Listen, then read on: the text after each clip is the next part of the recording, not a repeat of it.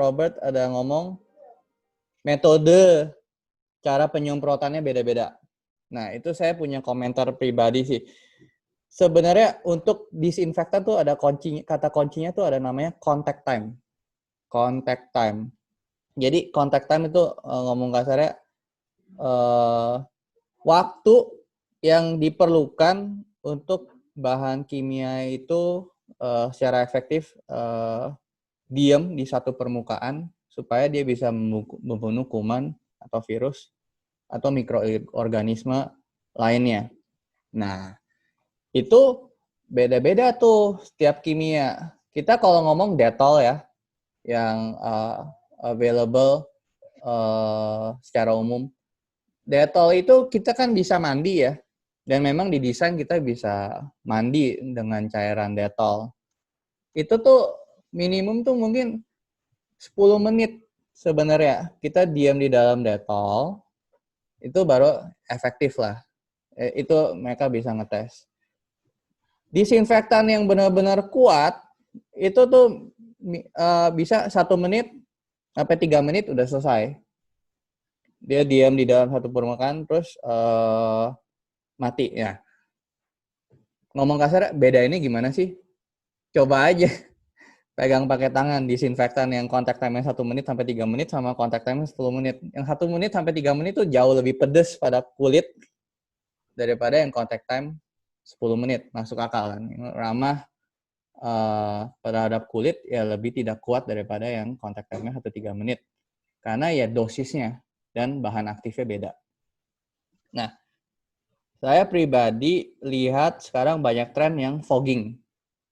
Disinfektan di fogging. Kalau saya pribadi, saya kurang cocok dengan fogging itu, karena fogging itu pertama teknologinya sebenarnya buat bunuh serangga seperti nyamuk yang terbang-terbang di udara. Mekanismenya dihirup. Dia menghirup. Tidak mekanismenya contact time. Jadi kalau virus, saya lebih cocok itu harus dibasahi, terus dilap, didiamin, terus di wipe. Itu lebih benar daripada kita metode fogging. Bisa, tapi tidak seefektif. Mungkin fogging kita bisa lebih pakai kalau kita mau contoh bersihin ventilasi di mobil atau ventilasi di ruang gedung umum. Itu yang ada cara lain, fogging lebih betul. Tapi yang seperti ya kita tahu sampai sekarang, virus corona itu tidak airborne. Kecuali di ruangan medis, ruang operasi di mana ruangan itu ada pressure atau vacuumnya tuh lumayan kecil. Jadi seperti airborne, karena ruangan operasi itu kondisi atmosfer ruangan itu beda daripada ruangan biasa. Jadi di dalam kondisi tertutup yang terisolasi seperti itu virusnya seperti airborne. Makanya orang sampai pakai hazmat segala kan di ruang operasi. Karena di situasi seperti itu kondisinya jadi memungkinkan jadi lebih mirip airborne. Tapi kalau situasi umum tidak airborne. Nah, terus menjawab pertanyaan Robert satu lagi tentang office, masih bersih-bersih, cost-nya naik atau gimana. Itu memang betul. Itu kan cost tambahan yang selama ini tidak diperlukan lah. Biasanya kan cuma pakai sabun. Dan eranya tambah lama ya karena ada corona ini sepertinya eranya jadi contactless.